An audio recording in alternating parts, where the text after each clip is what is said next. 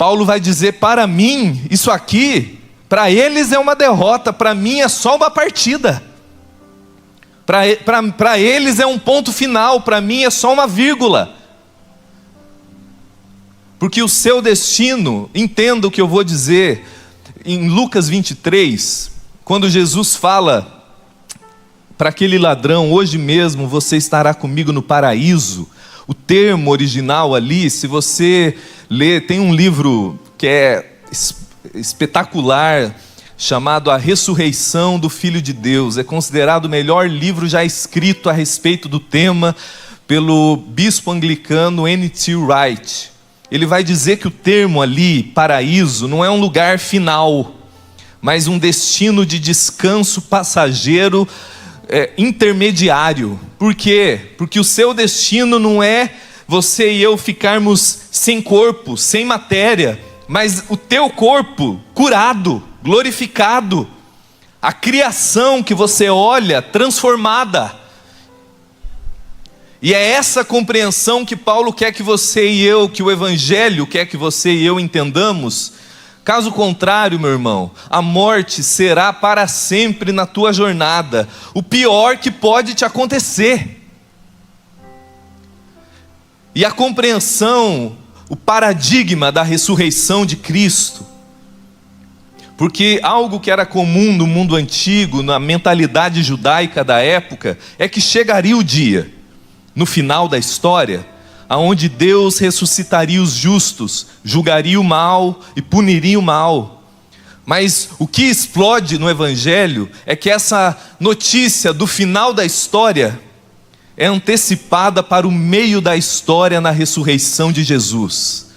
Então, quando Cristo é ressuscitado, Paulo, que era um judeu zeloso, fala: se esse homem ressuscitou com um corpo glorificado, transformado, que come peixe, mas atravessa a parede, que está aqui, daqui a pouco não está, só você lê os evangelhos, ele está dizendo: isso significa que a nova criação já começou.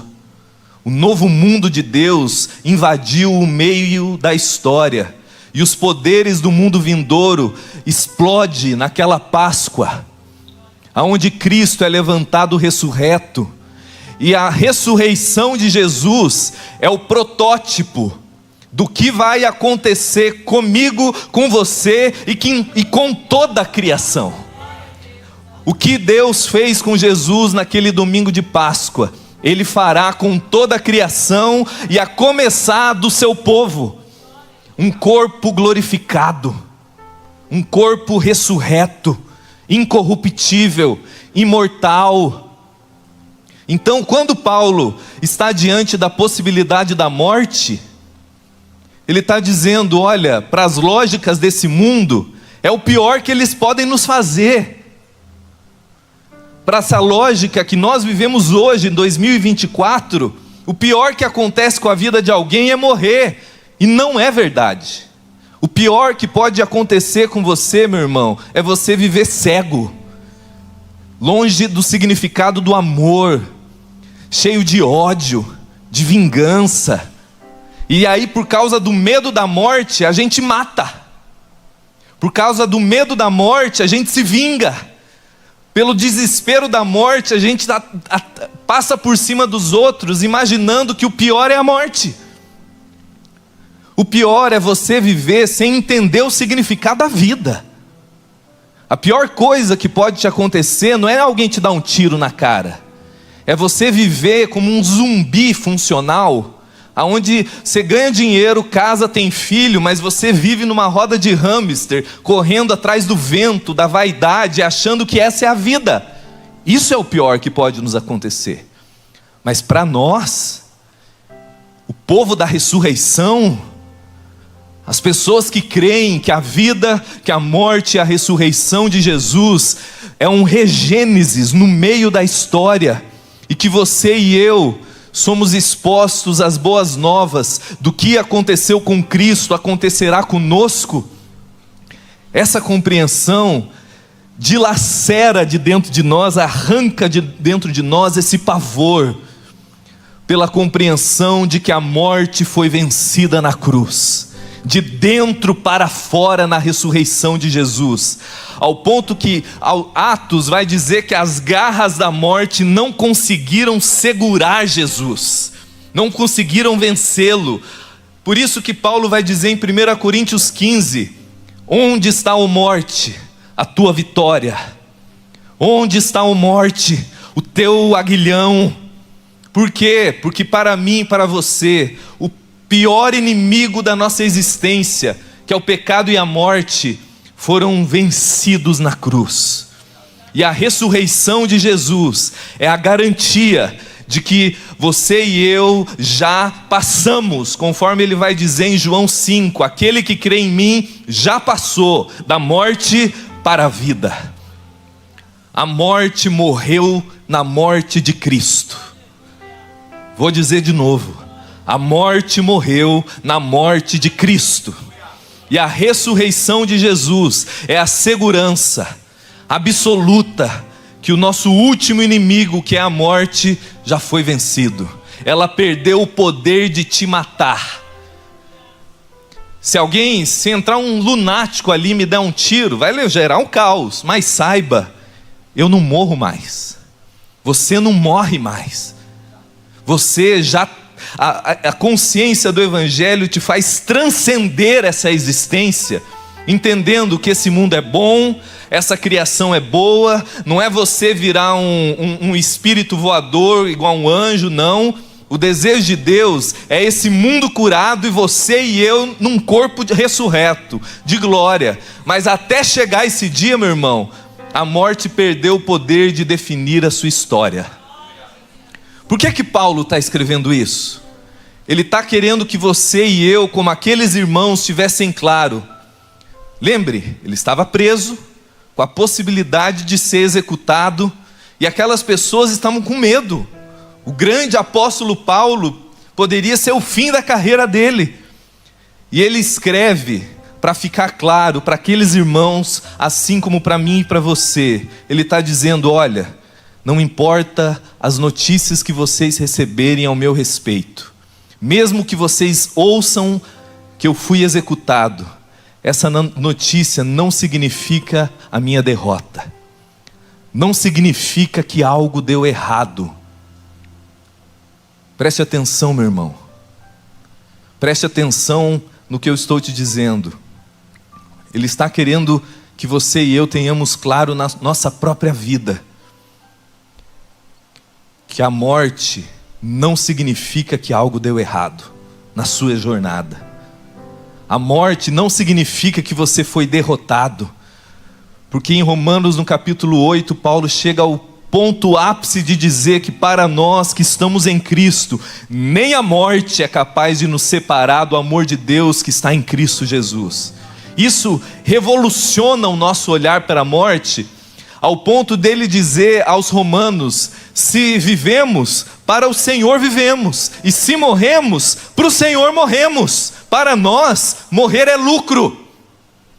Por quê? Porque você está deixando para trás a corrupção, o ódio, a vingança, tudo que em você e em mim trabalha contra a vida, chega ao seu fim. E você entra nesse amor absoluto, nessa glória eterna. Antes e hoje, agora, você vive no máximo com fé e esperança, mas a tua mente é confusa, seus sentimentos oscilam. Mas nessa hora, quando esse dia chegar, Paulo vai dizer em 1 Coríntios, hoje a gente só entende em parte, mas chegará o dia que nós entenderemos plenamente, e o conheceremos plenamente, e seremos por ele conhecido. Então nós o conheceremos como somos por ele conhecido. É a noção, meu irmão. Isso ele deixa claro no versículo 20, 21, 22. Para nós morrer é lucro, quando você entende que o viver é Cristo. É só quando você entende o significado da sua vida em Cristo. Essa noção que se constrói em mais de 130 vezes no Novo Testamento, que você e eu não aderimos a uma nova religião, que você e eu não aderimos a uma filosofia bonita de vida, que Jesus é um guru. Não! O Evangelho é boa notícia, que Deus nos alcançou pela graça e nos inseriu na própria vida de Cristo, aonde a vida dele é a tua vida. O que aconteceu com ele, já aconteceu com você.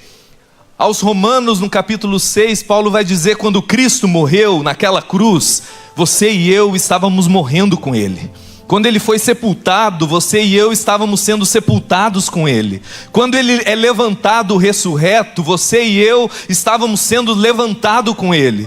Agora você está aqui, na presente era, no tempo, espaço, matéria, sentado, Balneário Camboriú, sei lá que horas são, 7h19, mas no reino do Espírito, você é um filho vivo e ressurreto, assentado em Cristo, nos lugares celestiais, vivo, ressurreto. A verdadeira vida, que é a vida de Cristo, faz parte de quem você é. Colossenses 3, Paulo vai dizer que a nossa vida está oculta com Cristo em Deus. Só que isso não é o fim.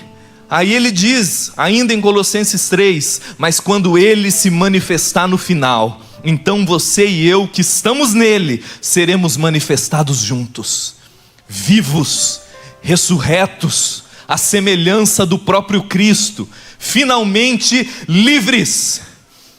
E a natureza clama e aguarda por esse dia, que você e eu seremos plenamente quem nós fomos destinados para ser, a glorificação final. Esse novo mundo curado, glorificado, e você nele, transformado e ressurreto. E mais do que uma transformação em glória, o que ele está dizendo ali, que o ápice disso tudo, que faz você olhar na cara da morte e falar você perdeu, é porque você está em Cristo. Ele está dizendo, para nós morrer é lucro, porque é partir e estar com Cristo, e mergulhar na compreensão absoluta, face a face, com o próprio Deus revelado nele, o conhecendo, aquele que te amou e se entregou por você, finalmente será conhecido de forma absoluta por você. Sem que você e eu tenhamos claro o que é o viver Cristo, a morte para nós nunca vai ser lucro. Se a vida cristã é só uma unção divina para você conquistar, vencer, ganhar, perder, casar, cara, você não entendeu ainda. Você ainda está correndo atrás do vento, e Deus está ungindo você para correr atrás do vento. Por isso a morte é tão aterradora para você, porque ela destrói tua fantasia. E nessa hora, meu irmão, essa semana que passou, eu estava dando uma mentoria online, e uma mãe olha para mim e escreve, porque ela não conseguia nem falar, que o filhinho dela de 1 ano tinha morrido, porque erroneamente foi feita uma transfusão de sangue, e colocaram nele sangue contaminado com dengue hemorrágica. 3, 4 dias ele morreu. O que você diz para essa mãe nessa hora? O que o teu coach de autoajuda vai dizer para essa mãe nessa hora? O que o teu livrinho de como prosperar em 3 semanas vai tratar no coração dessa mãe nessa hora?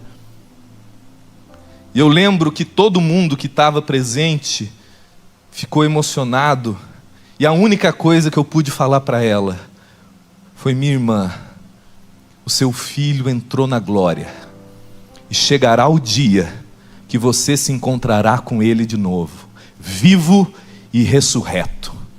E o filho que Deus sonhou, que antes de ser seu filho, ele é um filho de Deus, você se encontrará com ele em glória.